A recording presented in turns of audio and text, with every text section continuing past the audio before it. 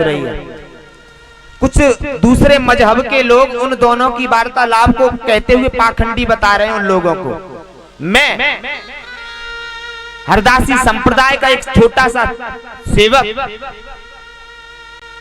और नारद कुंड पीठाधीश्वर श्री दीनबंधु शरणदेव जी महाराज का मैं शिष्य क्रांतिकारी संत श्री ब्रज बिहारी शरणदेव जी महाराज आपको इसका तथ्य मैं देता हूं, जो इस बात को लेकर के उन लोगों की निंदा कर रहे हैं ना, बागेश्वर धाम जी धीरेन्द्र कृष्ण जी की और अनिरुद्धाचार्य जी की, उस बात को हम लेकर के कहते हैं। उन लोगों की बात में लिखा हुआ है, उन लोगों ने कहा है कि जो लहसुन प्याज होता है ना वो गंदा होता है। उन्होंने सत्य कहा है, एक बार नहीं 1,00,000% सत्य कहा है। अनिरुद्धाचार्य जी के शब्द थे कि राहु केतु के द्वारा रक्त गिरने से लहसुन प्याज का उत्पन्न हुआ, वो भी एक मल है। और हमारे धीरेन्द्र जी का कहना है कि एक राक्षस के मल से बना है। अब इस बात का मैं खंडन करते हुए कहता हूं, जो भी विरोधी इस बात को उन दोनों लोगों को पाखंडी बताते हैं, उन लोगों के लिए मेरे पास शब्द हैं, बड़े ध्यान से सुनना और इसको वायरल कर लेना जितना हो जाए, क्योंकि हमारे सनातन धर्म पर उंगली उठाने वाले कई ऐसे मूर्ख हैं जो उंगली उठाते हैं। मैं तुम्हारा तथ्य देता हूं, बड़े ध्यान से सुनिए। क्या है?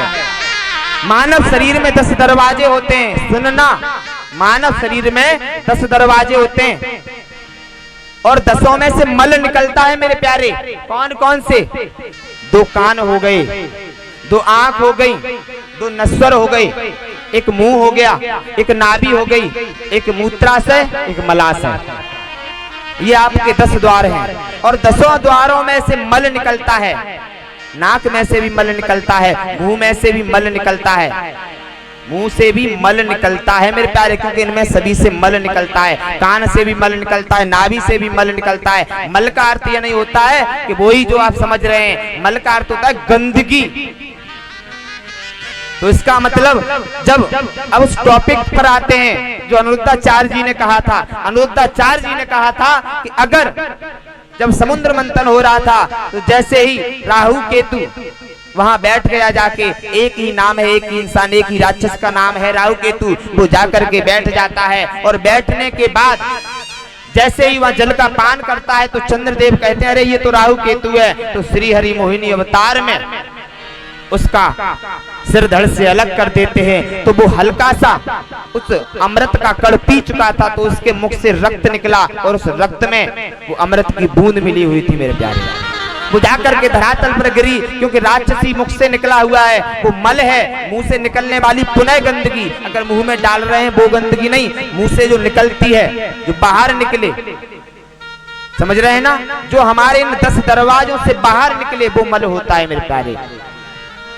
तो इस प्रकार से जैसी धरातल पर गिरा और आकर के प्याज की उत्पत्ति हुई, क्योंकि वो राक्षसी मुख से मल निकला हुआ है, इसीलिए उसमें बदबू आती है, दुर्गंध आती है।